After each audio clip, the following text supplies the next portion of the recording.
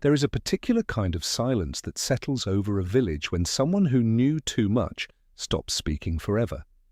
And in Thornwick Hollow, that silence had been folded carefully into the paper lining of a tea caddy tucked behind a counter, and left there for 23 years, until the morning an old woman with sharp grey eyes and a fondness for chamomile decided she wanted to know what the silence was hiding.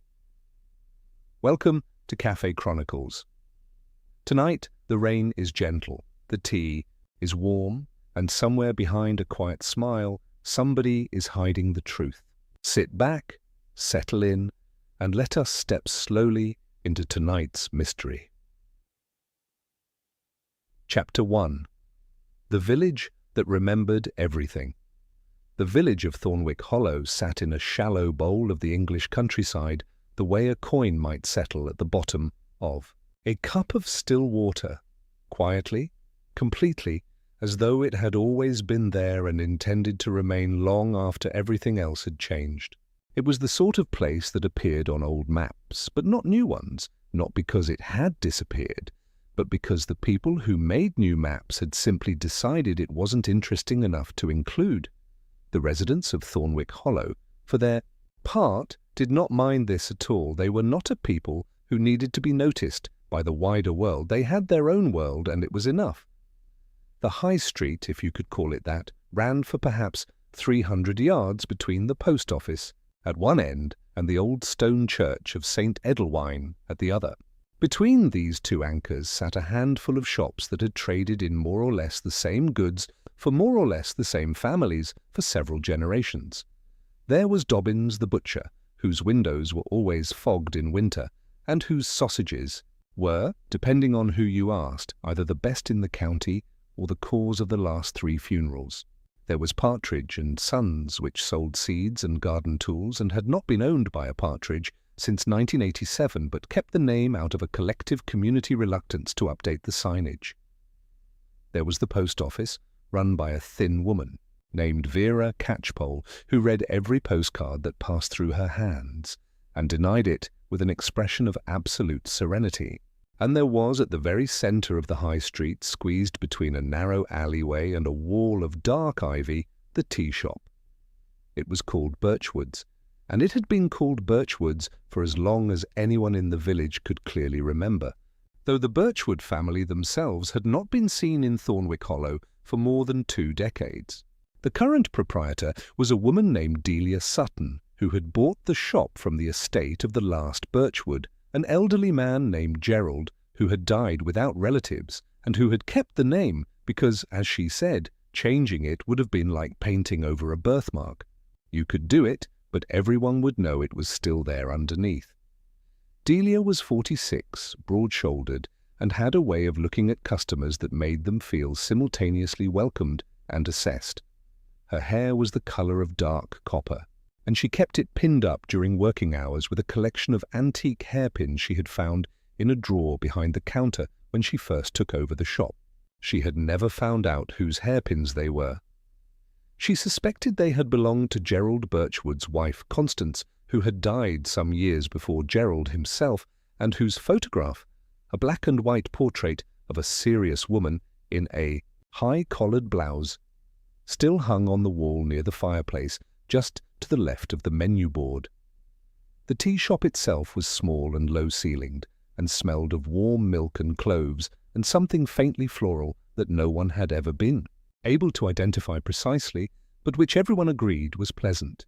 There were 7 tables, each covered with a cloth of cream-coloured cotton, and in the centre of each table sat a small vase containing a sprig of dried lavender. The fireplace was original to the building, which dated from somewhere in the early 18th century, and in autumn and winter it was kept burning from 9 in the morning until closing time at 5. The windows faced west, so on clear afternoons the shop filled with low golden light, and on cloudy ones it took on a pleasantly dim and enclosed quality, like the inside of a warm pocket. It was into this shop, on a Tuesday morning in the 2nd week of November, that Mrs. Edith Collington arrived for the first time. She came in from the rain, which had started somewhere around Exeter, and followed her north along the motorway and then along progressively narrower roads, until she had turned off the A road onto the lane that led to Thornwick Hollow, and the rain had settled in above her with the air of something that had found what it was looking for. She parked her small grey car in the car park beside the church and walked the length of the high street with a dark umbrella and a canvas bag over one arm, pausing once to look at the butcher's window and once to read a notice pinned to the board outside the post office before pushing open the door of Birchwood's and stepping inside. She was at first glance unremarkable. She was 71 years old, though she neither looked nor behaved as though age was something she had agreed to take seriously. She was small and slightly rounded in the way of a person who had once been slender but had stopped trying to remain so some years ago and felt considerably better for the decision. Her hair was white and cut practically short, and she wore it without adornment. Her clothes were good quality but not fashionable, a dark navy coat, good wool, slightly damp at the shoulders, sensible boots, a scarf of soft pale green that she unwound from her neck as she entered the shop and folded over her arm. Her face was one of those faces that seemed at rest, even when its owner was paying close attention to something, which she nearly always was. Her eyes were grey, and they moved with a quiet steadiness that a person might not notice unless they happened to look directly into them, at which point they sometimes found the experience slightly disconcerting, as though she had already understood something about them that they hadn't yet understood about themselves. Her name was Edith Collington, and she had come to Thornwick Hollow because her niece, who was a solicitor in Bristol, had recently acquired a cottage in the village and had offered it to Edith for a month's stay, while the niece herself dealt with the purchase paperwork and various complications that seemed to multiply in the manner of problems whenever property was involved. Edith had accepted without hesitation. She was recently retired. She had spent 40 years as a school librarian in a market town in Somerset, and she had found that retirement, while pleasant in theory, had a tendency to become shapeless without some particular place to go to. A village she didn't know with a cottage she had never seen and people whose names she had never heard seemed to her a very satisfactory shape for a November month. She chose a table near the window, not the one closest to the fire. That one was already occupied by a man of about 60 who appeared to be asleep behind a newspaper, but the second one, which gave her a view of both the room and the street outside. She set her bag down, unwound her scarf, and looked around with the unhurried attentiveness of someone doing something that appeared to be nothing. Delia Sutton came from behind the counter to take her order, and the two women exchanged the measured pleasantries of a first meeting in a small town setting, pleasantries that were also, in their quiet way, inquiries. "Just arrived?" Delia asked, and it was not intrusive, but conversational, the way a person speaks when they know every face in a room and have encountered a new one. "This morning," Edith said. "I'm staying at the Larkspur Cottage on Fell Lane. Do you know it?" Delia's expression shifted very slightly, not enough to be called a reaction, but enough to be noticed by someone who was paying attention. "I know it," she said. "It's been empty a while. Nice that someone's in it." She paused just a fraction of a second. "What can I get you?" Edith ordered chamomile tea and a slice of the Victoria sponge she had spotted on the glass-domed stand near the counter, and Delia went back to the kitchen. And Edith sat in the quiet of the shop and listened to the rain on the window and the soft tick of the clock on the mantelpiece, and faintly the sound of another woman at a corner table murmuring something into a telephone. The woman on the telephone was perhaps 35, with dark hair scraped back from a face that was attractive in a tired sort of way, as though it had once been pleasingly open and had gradually closed down under the weight of something unspecified. She ended her call, looked at the table, and then looked up and caught Edith's eye, and for a moment they regarded each other with the brief, frank assessment of strangers, and then the younger woman looked away first. Edith did not look away. She looked at the woman's hands, which were wrapped around a mug of something that had gone cold, and which the woman did not appear to be drinking, but seemed to need to hold the way one holds a thing when one needs an anchor. She looked at the woman's coat, dark green, good quality, with a small enamel pin on the lapel that was too far away to make out clearly. She looked at the woman's shoes, which were unsuitable for village lanes in November rain, and suggested someone who had dressed in a hurry or in a city. She looked at the way the woman's jaw was set, just slightly too firm, and at the pale line around her ring finger, where a ring had recently been and recently stopped being. Edith looked at all of this and then returned her gaze to the window and the rain, and she thought. Edith drank her chamomile tea.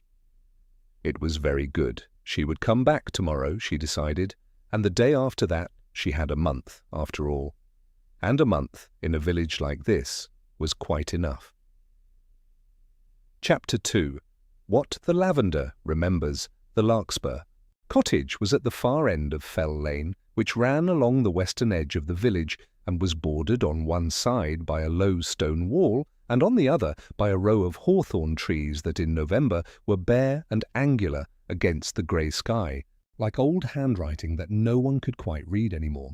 The cottage itself was small and square, built from the same pale limestone as everything else in Thornwick Hollow, with a dark painted door and 2 windows that looked out over a garden that had been allowed to go to its own devices for long, enough that it now had a wild, apologetic quality, overgrown in some places, stubbornly bare in others, like a room that had been lived in with passion and then abandoned in haste. Edith had been quite content with it from the moment she stepped inside.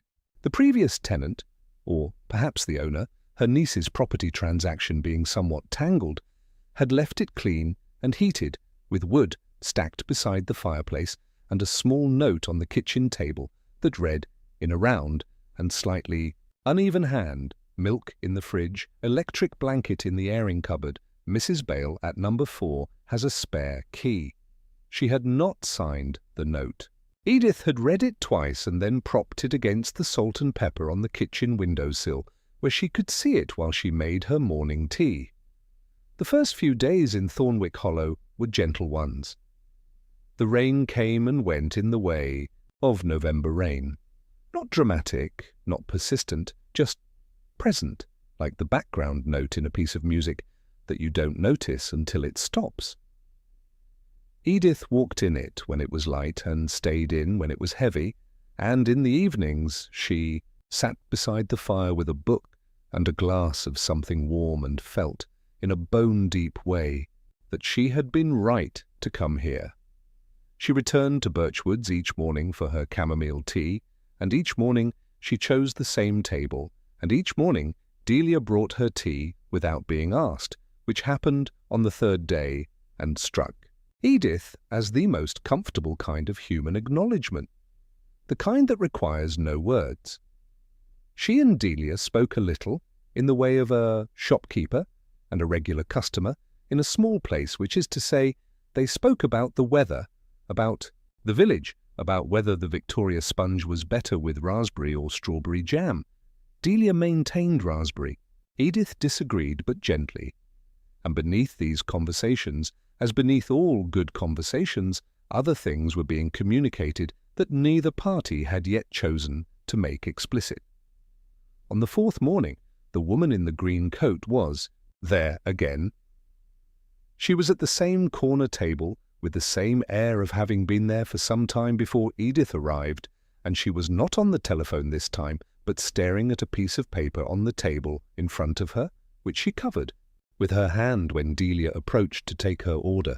Her name, Edith had by now established, through the gentle social archaeology of village life, which involved listening to conversations in the post office queue and reading the notice board outside the church hall, was Rosalind Morrow. She had grown up in Thornwick Hollow. She had left at 18, married someone in London, and had not been back by the general reckoning of the village in at least 15 years.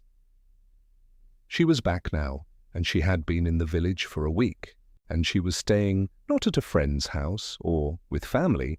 She appeared to have no remaining family in the village, but at the pub on the other side of the church, a place called the Wren, which did bed and breakfast in 3 small rooms above the bar. The landlady of the Wren, a forthright woman named Pauline Graves, had mentioned Rosalind's presence to Edith on the second day in the post office queue with the particular mixture of interest and unease that small village communities apply to returning residents. "She keeps herself to herself," Pauline had said, which in village parlance meant the exact opposite. She meant that Rosalind was conspicuously private in a way that drew attention precisely because she seemed to be trying not to draw it. "Asks questions, though." "What sort of questions?" Edith had asked, in a tone that was merely curious and not pressing, which tended to produce more information than pressing did. "About the old shop," Pauline had said. "About who owns it now. About the Birchwoods." A pause. About Constance Birchwood, particularly. Edith had stored this away and not returned to it immediately, which was her way. She found that the most interesting information revealed itself more fully if you left it alone for a day or two before examining it. On the 4th morning, with Rosalind Morrow at the corner table and the paper hidden under her hand, Edith sat with her tea and thought about lavender. There was a small dried lavender plant in the vase on her table, as there was on all the tables, and she had noticed, on her first visit, that the lavender was not shop-bought, not the sort you found in bundles at garden centres, but a particular variety she associated with cottage gardens of a certain age, fine-stemmed, with a more complex scent than the commercial type, at once sweeter and slightly more astringent. She had seen the same variety growing in the overgrown garden of the Larkspur cottage. She had also seen it, now that she thought about it, growing in a narrow strip of earth along the side wall of the tea shop, between the ivy and the alleyway, visible through the side window if you sat at just the right angle. This was a small thing. It was possibly nothing. But Edith had spent 40 years in a library, and she had learned that the most useful connections were the ones that looked like coincidences until you turned them the right way. Someone had planted lavender at both the Larkspur cottage and the tea shop, the same variety grown from the same stock or from compatible stock, and the Larkspur cottage had been, until recently, unoccupied, which meant the lavender there had been planted by someone who no longer lived in it, or by someone who was maintaining a garden for a place they had no current reason to tend. She was still thinking about this when the door of the tea shop opened, and a man came in, bringing with him a gust of cold air and the smell of outdoor work, damp wool, a trace of engine oil, the countryside in November. He was perhaps 50, lean and weathered, with the kind of face that had been outdoors for most of its life and had developed the particular quality of calm that comes from spending time in things larger than oneself. He wore a waxed jacket and muddy boots, and he carried his cap in one hand in a way that suggested he had remembered at the last moment that one removes one's cap indoors and was only just in time. He looked around the shop, and his gaze moved to the corner table, and then something happened to his face. Not much, but Edith saw it, the way she saw most things that were not meant to be seen. Something tightened. Not with displeasure exactly, with the complex contraction of a person who has seen something they expected to see and had hoped, even so, they might not. He did not go to the corner table. He went to the counter and spoke quietly to Delia, who spoke quietly back, and then he left, cap back on, without ordering anything at all. Delia watched him go with an expression that was careful and neutral, and then she turned and began wiping down the counter, though it was already clean. Rosalind, at the corner table, had not looked up during any of this, but she had stopped, breathing for a moment in the way that people stop breathing when they are trying very hard to look as though nothing has happened, and when she resumed, and when she folded the paper under her hand and put it into her bag, her movements were too controlled, too deliberate, in the way of someone putting themselves back together after a minor internal collision. Edith drank the last of her chamomile. She looked at the photograph of Constance Birchwood on the wall. Constance Birchwood looked back at her from the black and white past, with her serious face and her high collar, and her expression of a woman who knows more than she is saying, which, Edith thought, was really the expression of every woman in every photograph ever taken in any village in England, because women in those photographs always knew more than they were saying. They simply had nowhere particular to say it to. "More tea?" said Delia, appearing at her elbow with the pot. "Please," said Edith, and then, because she had been careful long enough, "That photograph, Constance Birchwood, did you know her?" Delia set the pot down. She looked at the photograph. "She died before I bought the shop," she said. "But did you know her before?" A pause that was a little too long to be simple recollection. "This is a small village," Delia said. "Everyone knew everyone." She picked up the teapot and went back behind the counter, and her back, as she went, was very straight. Edith looked at the lavender in the vase on her table.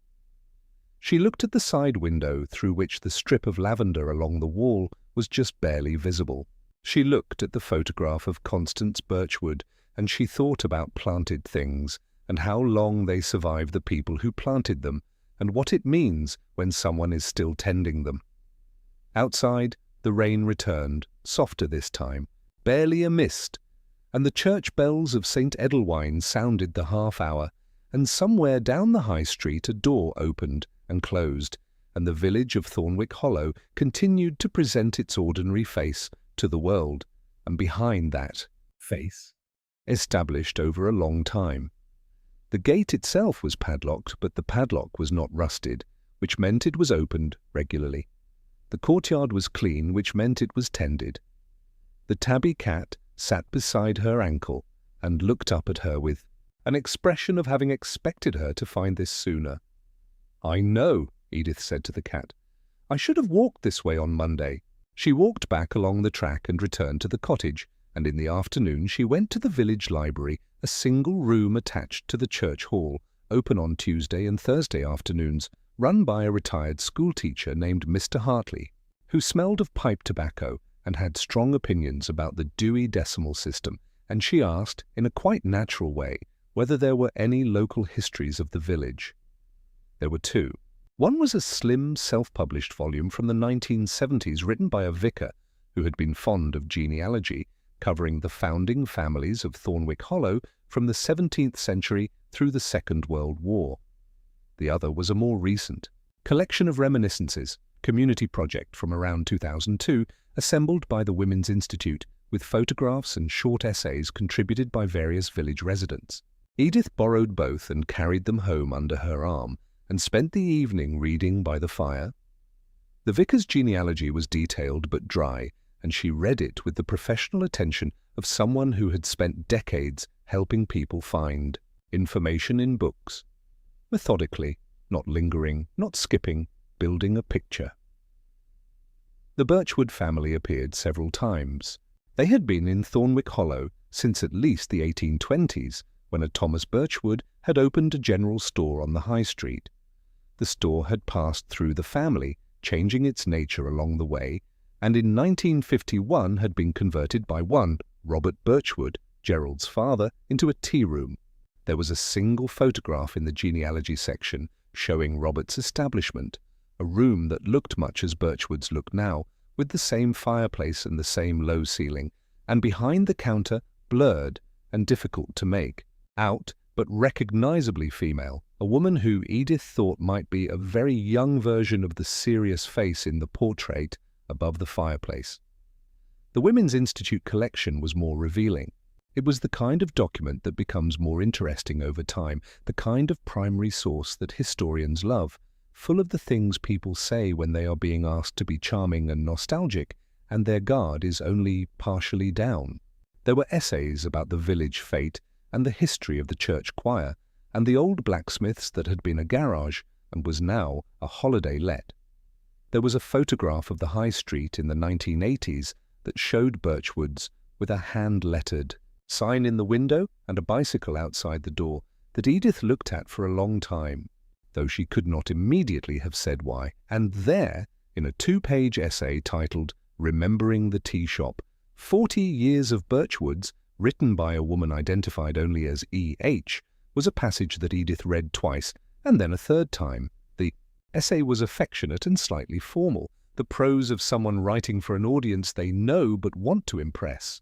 It covered the usual things: the quality of the scones, the reliability of the opening hours, the warmth of the welcome. And then, about 2/3 of the way through, this passage. Constance Birchwood was, in my experience, one of the most genuinely private people I have ever known. She was kind, she was capable, and she was in many ways the heart of this village for the 30 years she ran that shop. But there were rooms in her life that she kept shut, not rudely, not with any particular emphasis, but simply and absolutely. You knew they were there, and you knew you were not invited in, and if you valued her friendship, you left it at that and were grateful for the rooms she did let you into.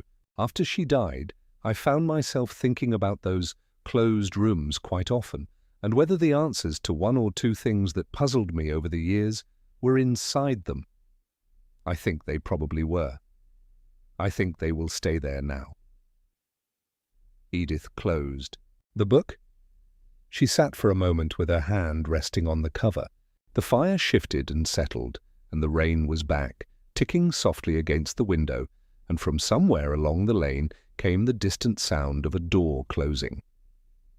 She opened the book again and looked at the end of the essay.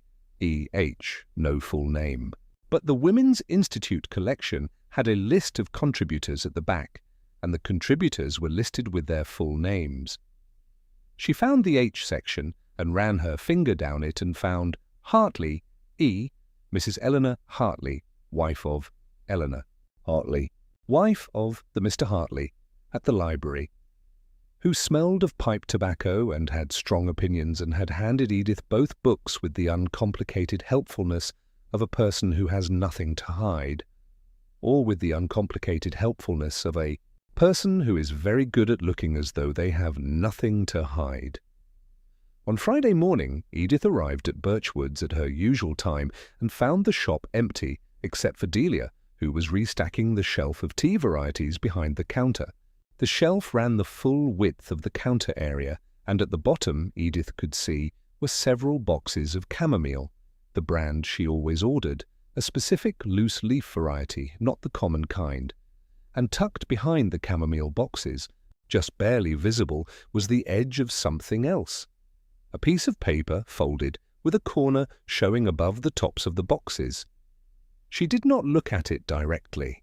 She sat down and waited for Delia to take her order, and she looked instead at the photograph of Constance Birchwood, and she thought about closed rooms and kept secrets and the strange persistence of planted things.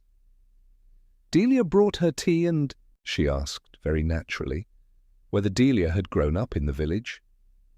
No, Delia said. I came here from Dorset. My husband grew up here, but he... She stopped. He's not here anymore. I'm sorry, Edith said, and then, because the conversation had opened a door she had not expected. What was his name? Delia was quiet for a moment. William, she said. William Sutton. She said it in the way one says a name that one has been careful about. Not with grief exactly, but with the particular care of a name that has edges. I don't recognize the name from the village, Edith said. But I haven't been here long. No, said Delia. You wouldn't. He left before I moved here. That's... She paused. It's a complicated story. Most honest stories are, Edith said. Delia looked at her, and this time the look was different from the careful, assessing looks of the previous days. It was the look of someone who has been carrying something for a long time and who has just unexpectedly met someone who might, possibly, be worth trusting with a small part of it. She said nothing else. She went back behind the counter and began restacking the chamomile boxes.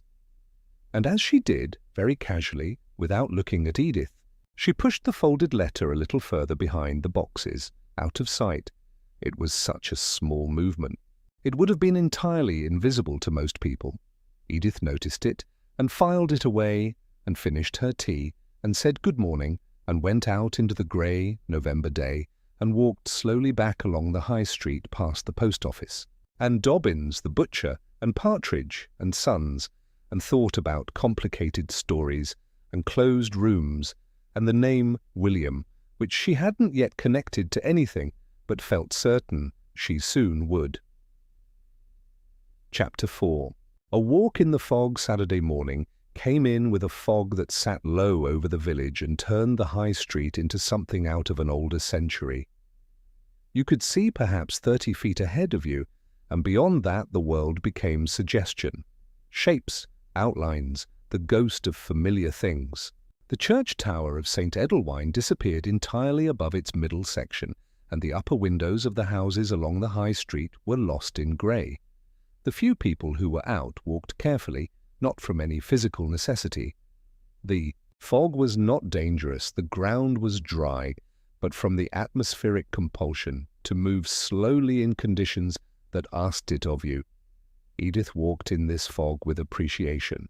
She had always liked weather that changed the character of a place, that stripped away the comfortable familiarity and asked you to look again. She wore her navy coat and her green scarf, and she walked first along the high street and then, on an impulse that was not quite as casual as it appeared, turned left at the church and followed the road that ran along the eastern side of the village toward the old mill. She had not been to the mill yet, but Mr. Hartley had mentioned it on Thursday when she returned the books.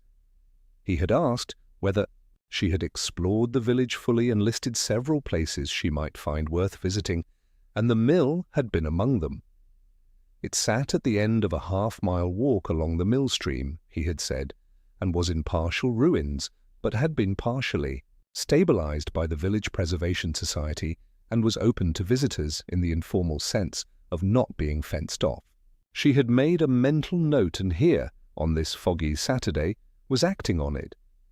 The path along the mill stream was exactly as atmospheric as the rest of the morning, narrow and slightly muddy, bordered by brown sedge and willow, with the stream running quiet and dark beside it and the fog sitting just above the water's surface like a thing that had descended from elsewhere and was not yet sure whether to stay. She walked for 20 minutes and found the mill, a low stone building, with half a roof and a still wheel green with old moss, and beside it, sitting on a low wall with a flask and what appeared to be a sketchbook. Some of her way of doing things involved other people, without necessarily telling those people the whole picture. Edith waited. Beside them, the stream moved quietly through the sedge. She and my mother were very close, Thomas said, for a long time. And then in the last few years before she died, they drifted apart. I don't know exactly what happened.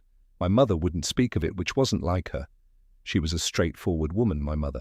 She didn't drift away from people without a reason. He looked at the mill.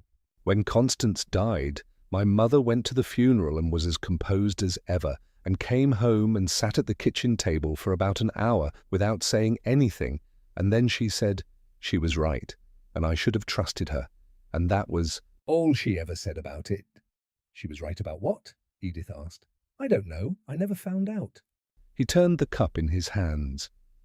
I think about it sometimes. I think there was something about the shop, about the way Constance ran it, about things she was keeping, maybe. He looked at Edith sideways, assessing. Are you asking because you're curious, or because you've noticed something? Edith considered being diplomatic and decided against it. Both, she said. I've noticed a few things. I don't know yet whether they're connected. In this village, Thomas said, with a dry, slightly tired humour, everything is connected. It's just a question of how long it takes to find the thread. They sat a little longer in the fog, and then Edith said she should get back for her breakfast, and Thomas said he had fences to check in the afternoon and should probably be getting on, and they walked back along the mill-stream path together in a companionable silence that asked nothing of either of them. At the point where the path rejoined the village road, they parted, and Edith walked back into the village and past the church and along the high street, and the fog was beginning to lift now, thinning out and letting the shapes of things come back gradually, like a memory returning, uncertain at first, and then all at once quite clear. She stopped outside Birchwood's on her way past. The shop was open. She could see the light through the window and the shape of Delia behind the counter. Saturday morning, she remembered, was apparently when the village women did their social visiting, and through the glass she could see 2 women at a table with their heads together in the comfortable proximity of people who have known each other for a very long time and have therefore long since given up the effort of pretending not to gossip. She would not go in now. She had enough to think about. She would go tomorrow, Sunday, when the shop was quieter, and she would sit with her tea, and she would think very carefully about what she knew and what she suspected and what the gap between those 2 things might contain. She was just turning away when she saw it. On the bottom shelf of the window display, Birchwood's kept a small display of local products in the window, honey and beeswax candles and packets of the loose-leaf tea. There was a small card propped against a jar of honey. It was handwritten in a small, neat script, and it read, "Thornwick Hollow, lavender honey, grown and produced by W. Sutton, Fell Farm W. Sutton, William Sutton." Delia's husband, who had left before she moved here, who was not here anymore, except that his name was apparently still on the honey in the window of the shop she now ran. Edith stood in the clearing fog and looked at the card for a long time. Then she walked home to the Larkspur cottage, and she sat down at the kitchen table, and she took out the small notebook she carried everywhere, a librarian's habit, 40 years of noting things, and she wrote down, in her careful, economical hand, the things she had observed so far, and the things she suspected, and the questions she did not yet have answers to. Outside, the last of the fog lifted, and the November sun came through the kitchen window at a low, pale angle, and the garden was visible again in all its complicated wildness. And somewhere, in the overgrown back corner, the lavender plants were winter-grey and leafless, but still standing, their roots deep in the cold earth, persistent and patient, the way planted things are. Chapter 5. What Mrs. Hartley knew. Sunday in Thornwick Hollow had its own rhythm, distinct from the weekday rhythm and the Saturday one. The shops were closed, except for the post office for 2 hours in the morning, and Birchwood's, which Delia opened from 10 until 2 because she said she saw no reason why Sunday should be without tea. The church held a service at 11, and a portion of the village attended with the comfortably habitual devotion of people who are not particularly certain what they believe, but are quite certain they like the hymns. After the service, there was the informal gathering on the church path that served the same social purpose as the Saturday gossip in the tea shop, but with the added atmosphere of fresh, cold air and a mild sense of virtue. Edith went to the service. She had not attended church regularly in some years, but she liked the inside of old village churches, their accumulated silence, their particular smell of cold stone and candle wax and very old wood, and she thought that the service would give her an opportunity to see a larger portion of the village population than she had encountered so far. It did. Mr. Hartley was there, in a dark suit that looked as though it had been bought at some other stage of life and was now slightly too large for him. He saw her and nodded with a reserved warmth, and after the service he made his way to her on the church path and asked whether she had found the histories useful, and she said very much so, and they spoke for a few minutes while other people moved around them in their post-service clusters. She had not intended to mention Eleanor Hartley's essay, but the moment arranged itself for her, as moments sometimes do when you have been paying proper attention.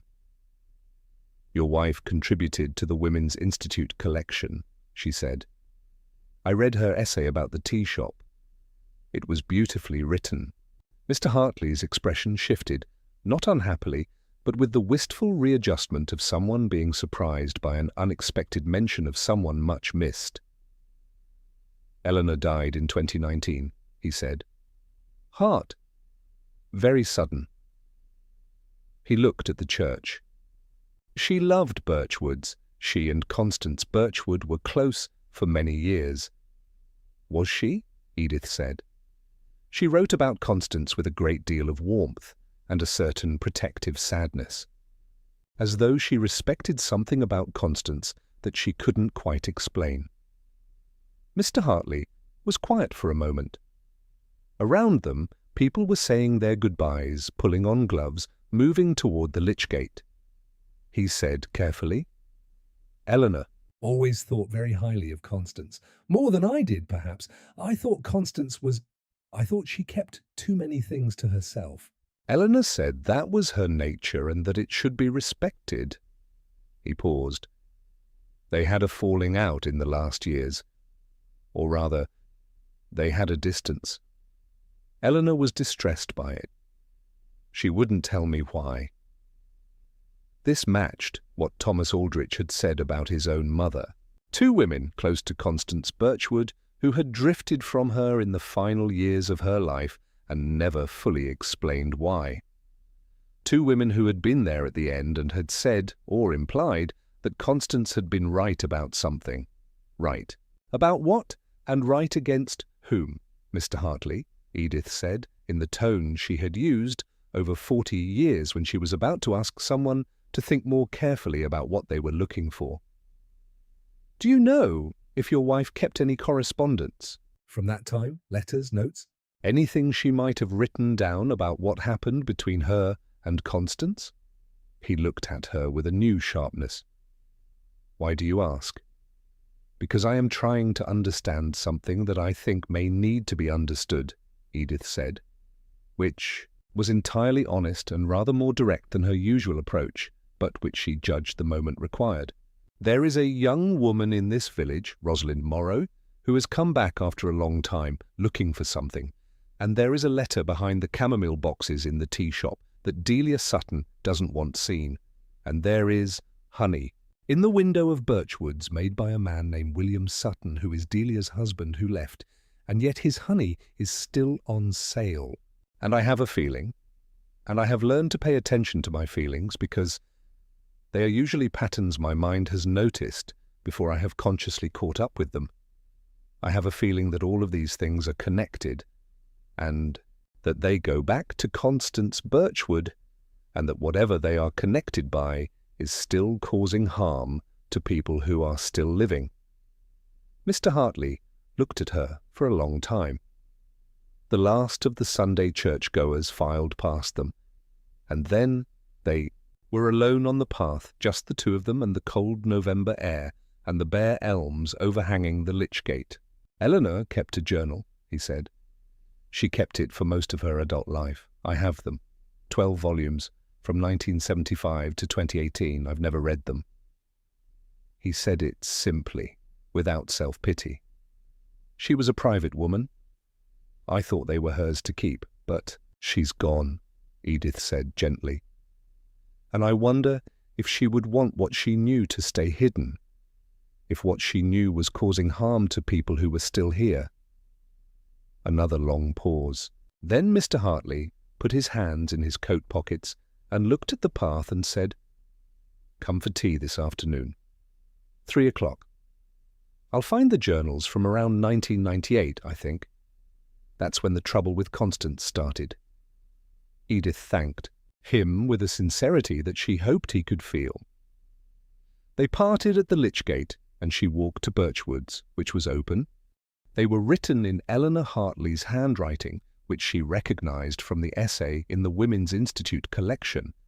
That same round, slightly careful script, the handwriting of a woman who had learned to write at a time when handwriting was taught as a skill worth having. The ink was blue in the earlier volume and black in the later ones, a small personal detail that told Edith something about the nature of daily habit. The same pen for 5 years, and then a change, which meant a decision, which meant something had shifted. She did not read the journals from start to finish. She read with the skill of a librarian, skimming for relevance, pausing at density, working her way toward the center of the matter.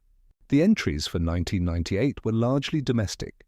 The garden, the church choir, a trip to see a sister in York, various opinions about the new road development on the outskirts of the village. Constance appeared frequently, always warmly, lunch. At the tea shop, a walk to the mill, an afternoon helping with the Christmas decorations for St. Edelwine. Constance said, Constance thought, Constance laughed. The shorthand of someone writing about a person so familiar that no introduction is needed.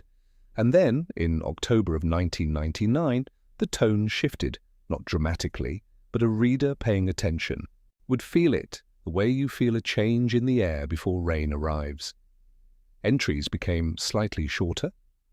References to Constance became less frequent, and, when they occurred, were written with a new quality of care, as though Eleanor was choosing words with more attention than usual. And then, in a November entry, November again, Edith noted, November seemed to be when things happened in this village. There was this. She had written, "Went to Birchwoods this morning as usual." C seemed distracted, more so than lately. She asked whether I had spoken to Thomas Aldrich's mother recently. I said yes, just last week. We'd had coffee. C said, I suppose she told you about William. I didn't know what she meant. C looked at me for a long moment, and I thought she was going to say something more. And then she went behind the counter and began doing something with the cups. And that was that. I didn't ask. I wish I had asked. I have been trying since to work out what I should have asked about, and I find I don't quite know where to start. Edith sat with that entry for a moment. Then she turned to the next relevant passage, which came a few weeks later, December 3rd. Something is happening that I don't fully understand and that C will not explain to me. I went in today and there was a man in the shop I didn't recognize. C introduced him only as an old friend, which she has never done before. She always gives names. It is one of her courtesies. The man was tall, perhaps 40, with a quiet way about him that could have been calm or could have been something being held very still. He looked at me in a way I couldn't read. When he left, C was not herself. I made her sit down and I made her tea, which felt strange since it was her own shop, and she sat with it and said, Eleanor, I want to ask you something and whatever. Your answer is, I want you to know that I am not angry and I will not be hurt. I said, of course. She said, has Rosalind been in touch with you? I said, no. She said, if she does get in touch, will you tell me? I said, yes, of course. She said thank you in a very quiet way, and I left feeling that I had agreed to something, without understanding what it was. Edith looked up at Mr. Hartley. He was sitting very still in his chair, his tea untouched, looking at the fire. Rosalind, Edith said, the name appears even then. Eleanor never mentioned it to me, he said. I had no idea. Edith returned to the journal. There were more entries through that winter and into 2000, and the picture they built was partial and impressionistic. The way all private journals are, Eleanor wrote for herself, not for a reader, and so the entries assumed a knowledge she alone had and was not explaining. But certain things emerged clearly enough. Constance Birchwood had, at some point in the mid-1990s, done something, made some arrangement, some provision, some decision, that involved a girl named Rosalind. The nature of this arrangement was not spelled out in the journals, but it was clearly something significant, something that other people in the village either knew about in part or were connected to without their full knowledge. Thomas Aldrich's mother was involved somehow, and a man named William, and Edith turned pages, read forward, and at last, in a March entry from 2001, the word she had been expecting, inheritance, Eleanor had written, C told me today, finally, something of the whole story, or rather, she told me part of it, which I suspect is not yet the whole. She said, there is a matter of the shop, and what will happen to it, that I have tried to arrange properly, and I am not certain I have managed it. I said, What do you mean? She said, I mean that I have tried to do right by two people, and doing right by both of them may not be possible, and I may have made promises I cannot entirely keep. She looked, not frightened, but tired, as though she had been carrying something for a long time and was beginning to feel the weight.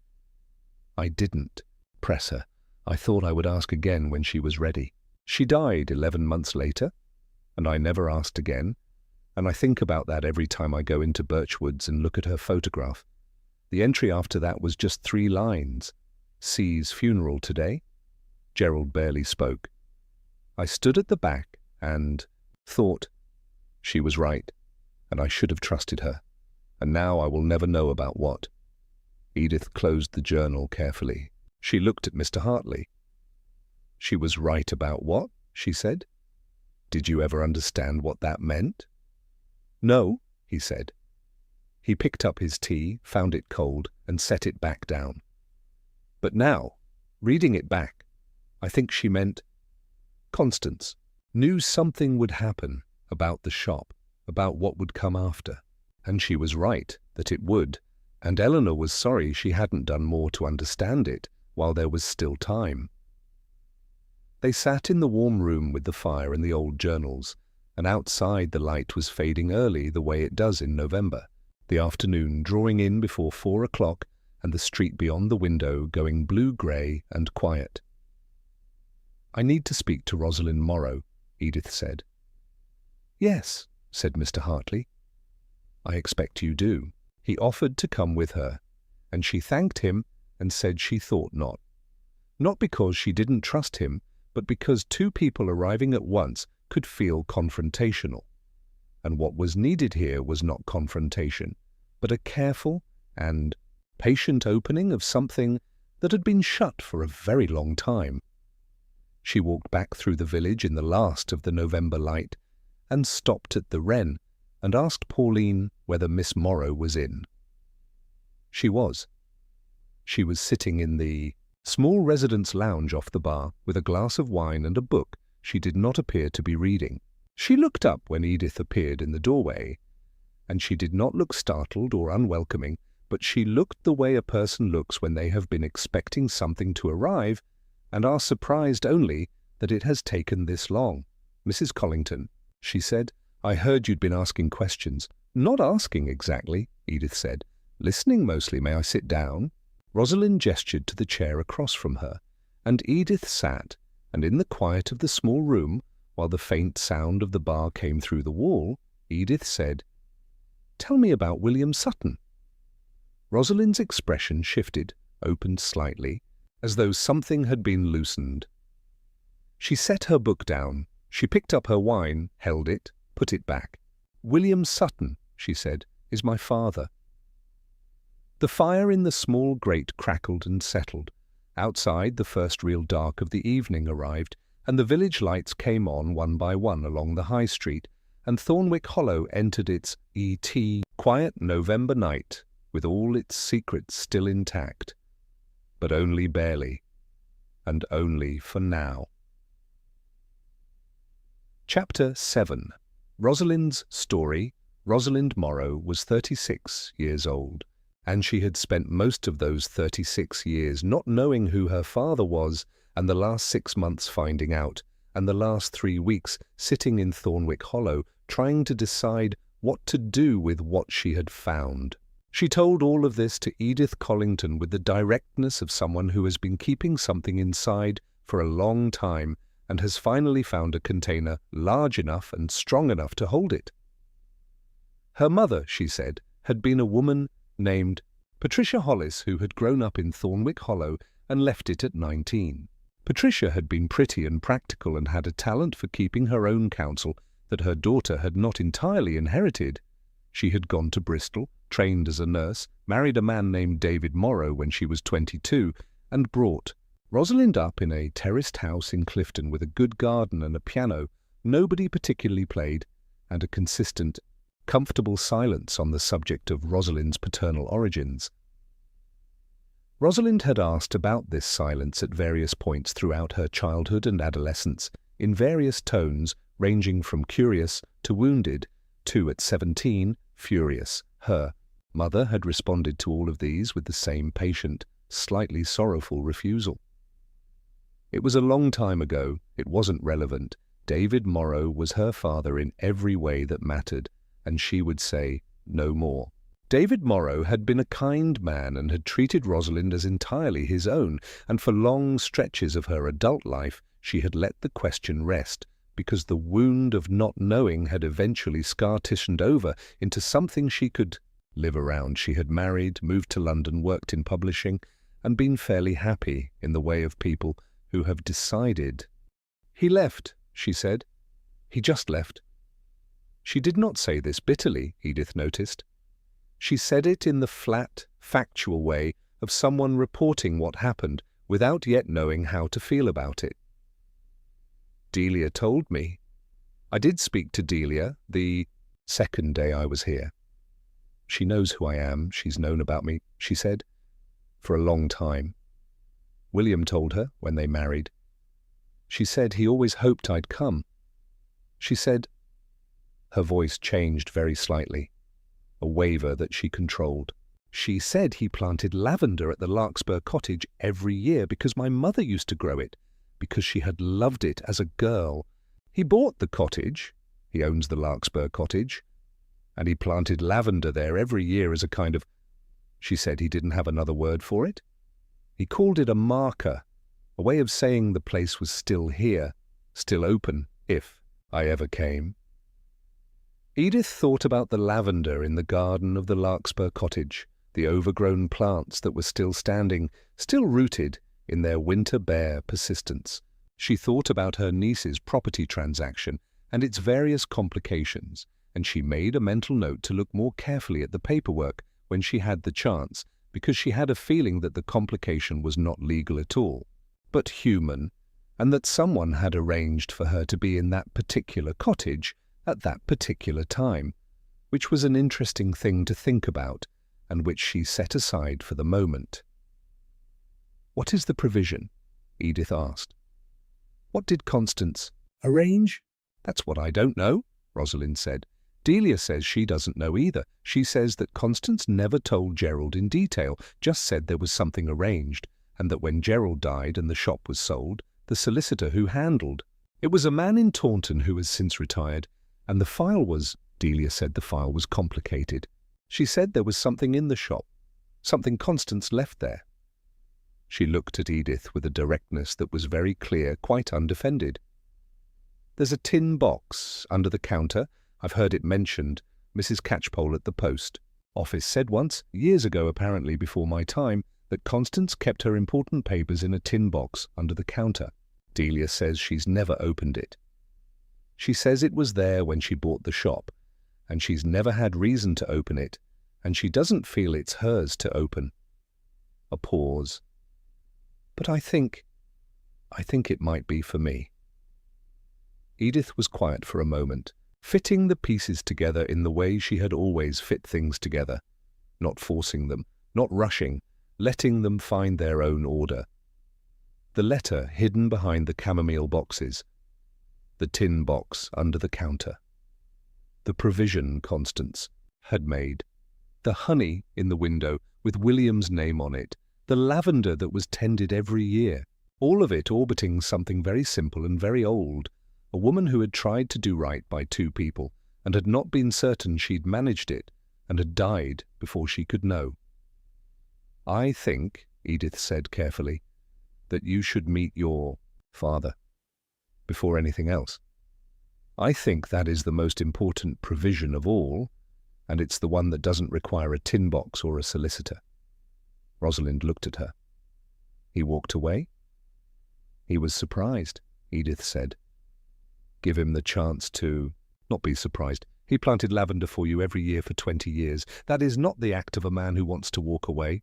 The fire in the small grate was burning low now, and the room had the late evening warmth of a place where important things have been said, the air slightly thicker, slightly richer, as though the conversation had left something behind in it. Rosalind looked at the dying fire for a long moment. "All right," she said at last. "How?" "I think," said Edith, "that I will have a word with Delia in the morning." Chapter 8. The tin box, Monday morning, arrived clear and sharp. The first genuinely clear morning since Edith had come to Thornwick Hollow, the sky above the village a pale winter blue, and the frost on the grass and rooftops holding its own, against a sun that was bright but had no warmth in it yet. The bare hawthorns on Fell Lane stood out black against the blue sky, their branches finely detailed in the cold light, and the church tower of St. Edelwine was sharp-edged for the first time since she had arrived, its old stone the colour of pale honey in the morning sun. Edith walked to Birchwoods at her usual time. She was not rehearsing what she was going to say, because she had long ago learned that rehearsing things of this kind was counterproductive. The conversation would go where it needed to go, and the best preparation was simply to know clearly what she wanted to happen and to be prepared to let it happen by a route she had not predicted. What she wanted to happen was simple. She wanted Delia Sutton to open the tin box. And she wanted Rosalind Morrow and William Sutton to be in the room. When she did, she had spoken to Delia briefly the previous evening. She had telephoned the tea shop. The number was on a card in the window, and Delia had answered, and Edith had said, in a tone that was direct and warm and left very little room for deflection, "I know about Rosalind. I know about William. I know about what Constance arranged, and I think it's time for the shop to open all its rooms." There had been a silence on the other end of the line that was neither disagreement nor agreement, but something older and deeper, the silence of someone who has been holding a breath for a very long time and is considering exhaling. And then Delia had said, "Come in early. Before we open, come at 8:30. The shop at 8:30 on a clear Monday morning was a different place from the tea shop Edith had come to know. The tables were laid, but the chairs were not yet in their proper positions, and the fireplace was just beginning to come to life, the new wood smoking slightly before it caught. The lights were on, but the open sign was not in the window yet, and outside the first thin traffic of the high street was beginning. A delivery van, a dog walker, Mrs. Catchpole unlocking the post office with the methodical purpose of someone who has unlocked it in the same way for 30 years. Delia was standing behind the counter when Edith came in. She had clearly slept badly, not dramatically badly, but in the way of someone whose sleep had been interrupted by their own thoughts several times through the night. She had made tea, 2 cups, set on the counter, and she was holding her own without drinking it, which Edith recognized as the gesture of someone who needed something to do with their hands while they were deciding whether to go through with something. "Is she coming?" Delia asked. "I've sent word to the Wren," Edith said. "She knows to come at 9:15. "And William?" "That I have left to you," Edith said, "if you'd like to telephone him." Delia was quiet for a moment. Then she reached for the telephone on the shelf below the counter and dialed a number, from memory, which told Edith something. She had not needed to look it up, which meant she had been in regular contact with William Sutton, or had been recently. The telephone rang 4 times, and then he answered, and Delia said his name in a voice that was careful and steady and had a great deal underneath it, and said, "Will you come to the shop? Now, before we open." A pause. "She's here, William. Come now." She hung up.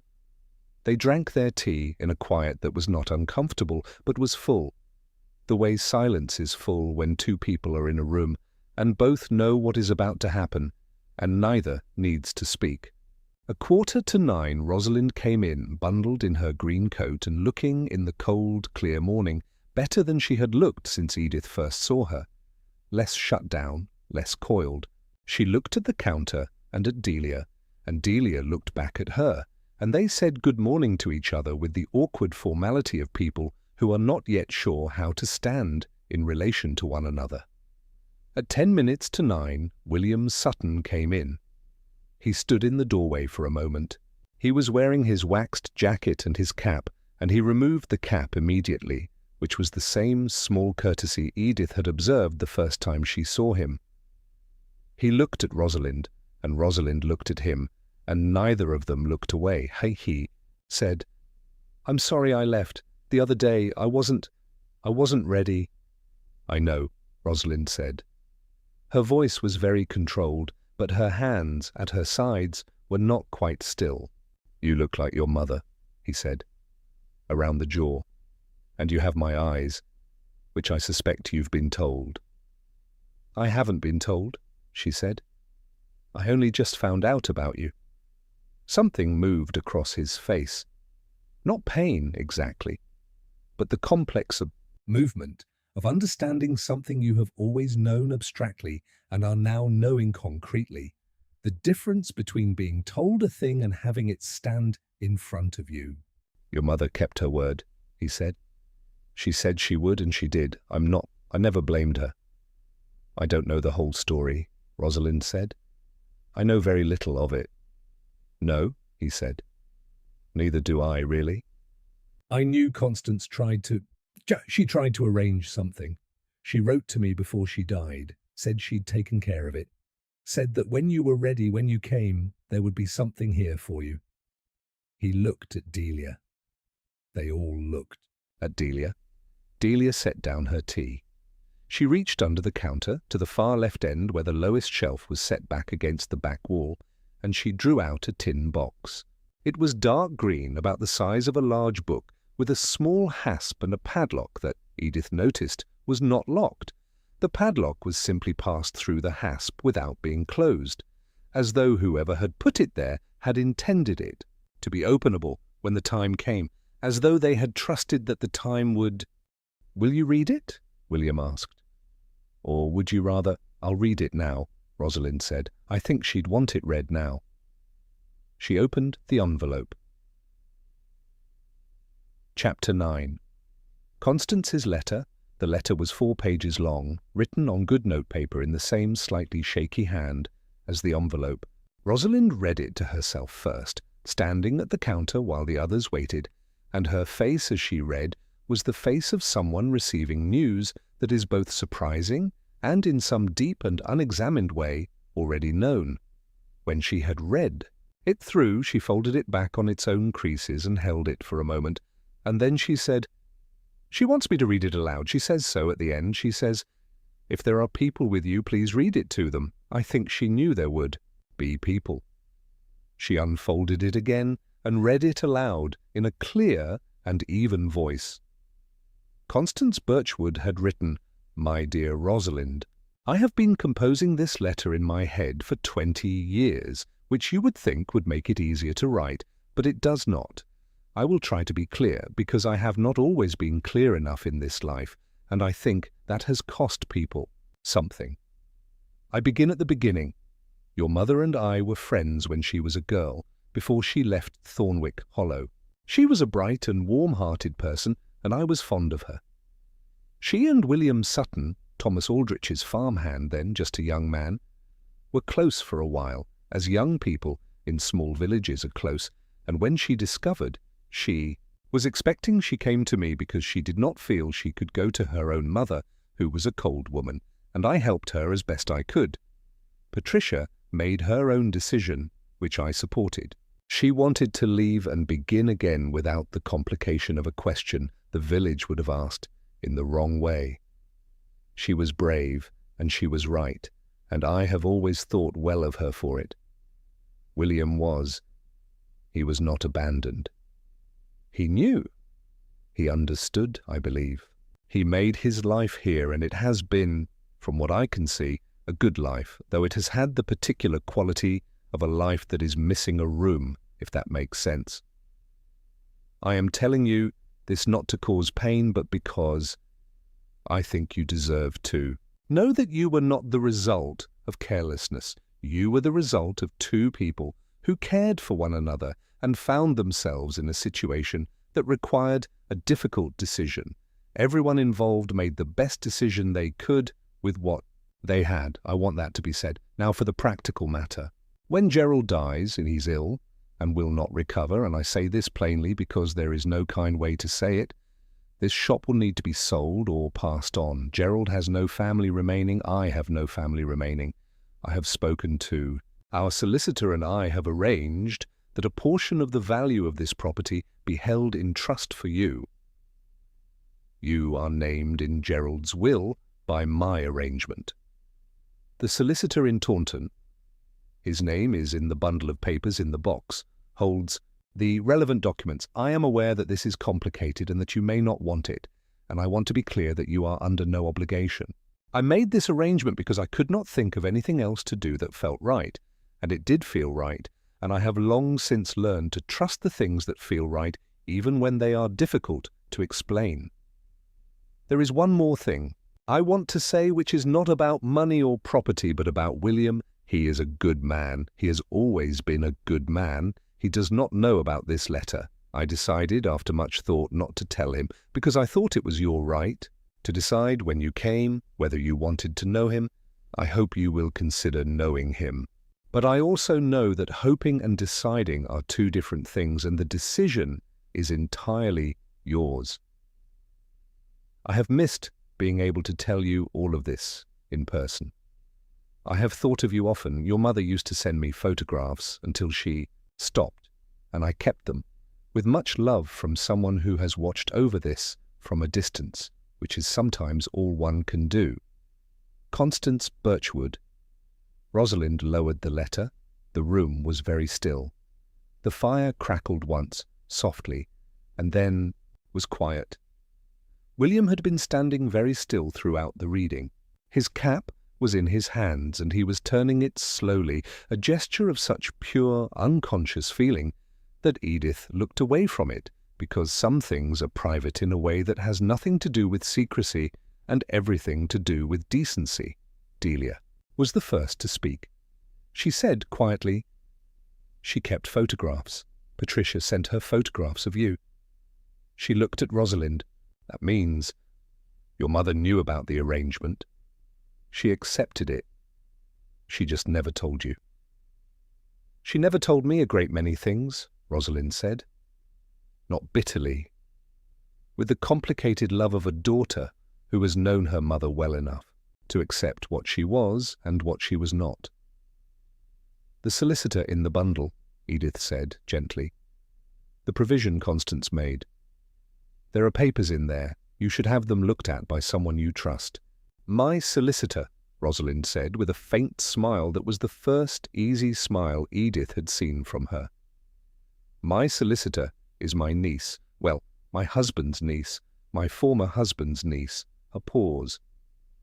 "I'm in the middle of a divorce, which is why I have time to come and stand in a village I haven't visited in 20 years trying to find out who my father is. It seems," Edith said, "a very good use of the time." And then a remarkable thing happened, which was that William Sutton crossed the small space of the tea shop and stood near his daughter, not touching, not yet, but near, in the way of someone who is relearning the rules of a proximity that has not yet been established. And he said, "There's a farm, down Fell Lane. It's not much to look at in November." A pause, the pause of a man choosing words with extreme care. "But the lavender will come in May, if you'd like to see it." The light came in through the west-facing windows at its low November angle, catching the tops of the cream-coloured tablecloths and the dried lavender in the vases and the glass of the framed photograph above the fireplace, where Constance Birchwood looked out from her black-and-white past with her serious face and her high collar. And perhaps it was the light, perhaps it was the mood in the room, perhaps it was simply a 71-year-old retired librarian with grey eyes and a tendency toward careful observation. But perhaps, just perhaps, a very small and entirely satisfied expression, like someone who has, after a great deal of effort and patience, finally tidied a room that had needed tidying for a very long time.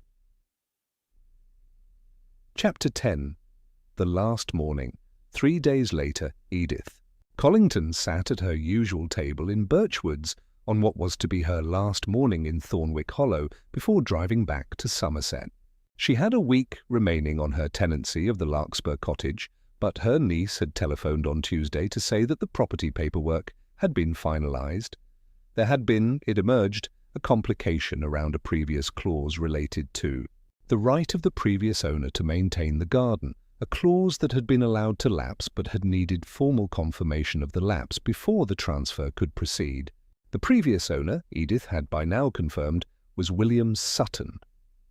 The cottage was now, properly and cleanly, her niece's. The garden clause had been quietly allowed to expire. The lavender could take care of itself now, or someone else could take care of it. She had decided to go home early, not because there was anything she needed to return to urgently, but because she had a feeling that the remaining week in Thornwick Hollow was one that belonged to other people rather than to her, and that the kindest thing she could do was give it to them. Some chapters, she had learned, are yours to witness, and some are yours only to help begin, and the wise thing, when you have helped begin one, is to step back and let it find its own shape. The morning was mild for November, a greyness that had some warmth in it rather than none, and the rain was very soft, the kind that barely registers on a window but suggests itself on the air. The fire was burning well and the clock on the mantelpiece was ticking, and there were 3 other customers, a couple she had seen once or twice before, who lived in one of the houses on the church road, and Mr. Hartley, who was at the table near the fireplace with a pot of tea and the local newspaper folded to the crossword. He had told her when she returned the journals on Monday afternoon that he intended to read them, all 12 volumes. He had said it in the tone of a man who has decided something that required some decision, quietly and finally, and without drama. He said, "She would have wanted me to know, I think, in the end. Not at the time. At the time, she kept them private, and I respected that. But now? I think now she would be glad." Edith had agreed, and they had shaken hands, which felt exactly right. Delia brought her tea without being asked, as she always did, and set it down and then paused, which she didn't usually do. "She came again yesterday," Delia said. "Rosalind and William, they sat here together for 2 hours. She said it in a voice that was very careful, as though carrying something that might spill. They just talked. I don't know about what, I Didn't listen, but they were all right. They were going to be all right. Yes, Edith said. I thought they would be. Delia looked at her for a moment. There was something in her expression that had changed over the past 2 weeks. Not dramatically, not like a revelation, but the way a room changes when the windows have been opened after a long time closed, the air a little cleaner, the light finding its proper angles. She said, "Can I ask, how did you—" She stopped. Started again. "How did you know to ask about all of it? You'd been here less than a week?" Edith considered the question genuinely because it deserved a genuine answer. "I didn't know anything," she said. "I noticed things, that's all. The lavender was the same in 2 places. You didn't look at a woman who was sitting in your shop. A man came in and left without ordering. There was a paper behind boxes on a shelf that you didn't want seen." None of those things are clues exactly. They're just details. Things that don't quite fit the pattern of a place that has nothing happening in it. She paused. I've spent 40 years helping people find what they were looking for in libraries. You learn to notice when someone is looking for something they don't quite have words for. And when you notice that, you stay quiet and pay attention and let them find their way toward it. Most of the time they manage it themselves once they feel that someone else knows the search is happening. Delia was quiet for a moment. Then she said, "She left something, you know, Constance. Not in the tin box. There were photographs at the back of the bottom shelf, behind the boxes. That's what I was moving, that first morning you asked about the letter." She paused. "They're photographs of Rosalind. Her mother sent them. There are 17, from when she was very small up to about 12 or 13. Constance kept them here, in the shop, where she spent all her days." Another pause. "I've been trying to decide whether to give them to Rosalind I wasn't sure if she'd want them or if they'd be too much. Give them to her, Edith said. All of them. She'll want them. People always want them. Delia nodded. She went back behind the counter, and Edith heard the soft sound of a shelf being opened, and presently Delia came back with a small bundle of photographs bound with the same sort of faded blue ribbon as the papers in the tin box, and she set them on Edith's table beside her tea, as though Edith could confirm they were the right thing to give. Edith looked at the top photograph. It showed a small girl, perhaps 3 years old, standing in a garden with her hands slightly out at her sides and her face turned up toward the sun. The garden was in full summer bloom, and in the back corner, just visible, there were lavender plants. She looked at the girl's face. The jaw was Patricia Morrow's, perhaps, but the eyes were very clear, and even in the soft focus of a 1980s snapshot, they had the quality of someone who would, given time, see things quite clearly. "Give her all of them," Edith said. "She'll be very glad to have them." She finished her tea. She said good morning to Mr. Hartley, who looked up from his crossword and said 14 down if you have a moment, which she did, and it was dormant, which seemed right, which seemed in the way of all good words in the right moment to be a little more than itself. She paid Delia and put on her coat and her green scarf and stood for a moment at the door. She looked at the room, the cream tablecloths, the dried lavender in its vases, the clock ticking on the mantelpiece, the fire burning behind its grate, the photograph of Constance Birchwood above the fireplace. The portrait looked back at her with its serious eyes and its closed expression, and Edith thought, well, it's done now, the room is open, the people who needed to find each other have found each other, or have begun to.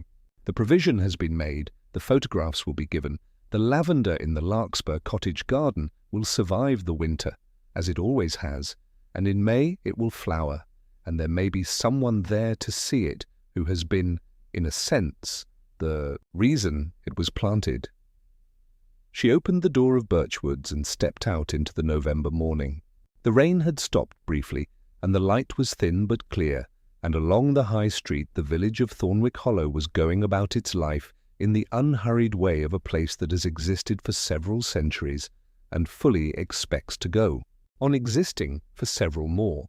Vera Catchpole, visible through the post office window, sorting the morning's post with her usual focused interest. The van from Dobbins making its early delivery 2 doors down, a woman walking a spaniel past the church with the distracted air of someone working through a problem. Mr. Hartley's crossword puzzle just beginning to be solved, one careful word at a time. Edith walked to the Larkspur cottage and packed her bag, which did not take long because she had never entirely unpacked it. She loaded it into her grey car and stood for a moment in the garden, in the cold, clear air, looking at the plants along the back wall. The lavender was still there, its woody stems bare but alive, its roots deep in the November earth. She had pulled up the worst of the weeds around the base of the plants on a couple of mornings when she had gone out early with her gloves and a trowel, not dramatically, not making a project of it, just tidying what was in front of her because it seemed the decent thing to do. The plants looked better for it. They would come through the winter, she thought. They usually did. She got in the car and drove slowly down Fell Lane and on to the High Street, and as she passed Birchwood's, she looked through the window and saw Delia behind the counter and the couple from the church road at their usual table, and the fire burning and the clock ticking and everything as it should be, warm and present and particular.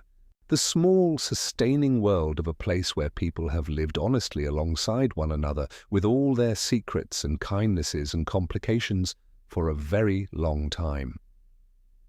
She drove past the post office and past St. Edelwyn's, which rang its bell for 9 o'clock as she went by, as it had rung it every morning for several centuries, steady and certain through all the weather, all the seasons, all the quiet and not-so-quiet events of ordinary life.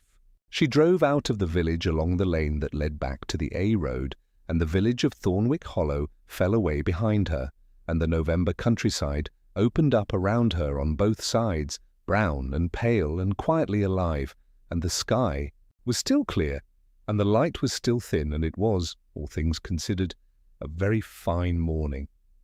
She had been in Thornwick Hollow for just over 2 weeks. She had drunk a great deal of chamomile tea and eaten a very good deal of Victoria sponge. She had found a path and an old mill and a set of journals and a tin box.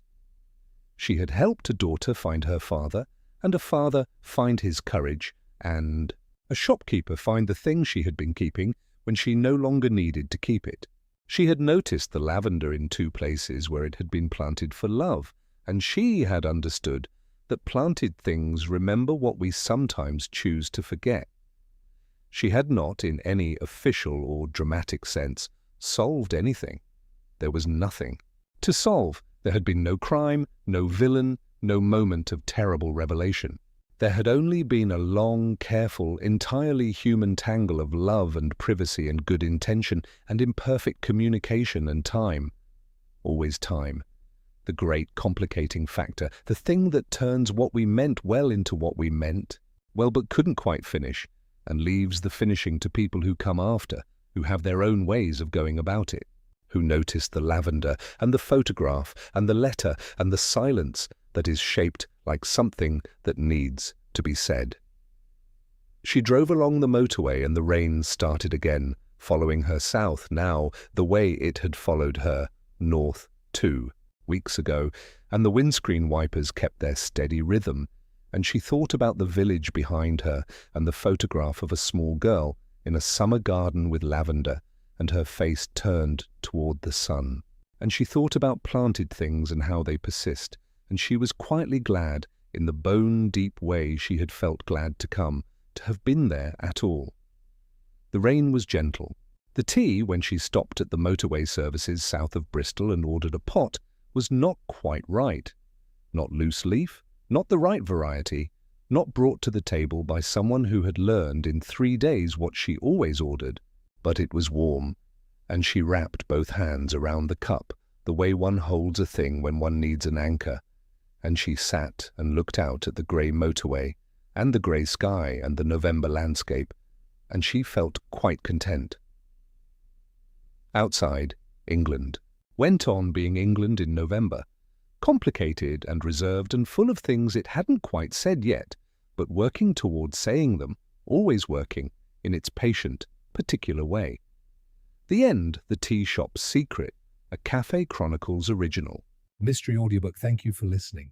If tonight's story brought you warmth, a quiet cup of something, and the comforting sense that most secrets, given enough time and the right kind of attention, find their way into the light, then it has done exactly what it set out to do. The fire is burning low now. Wherever you are tonight, we hope you are warm. This has been Cafe Chronicles.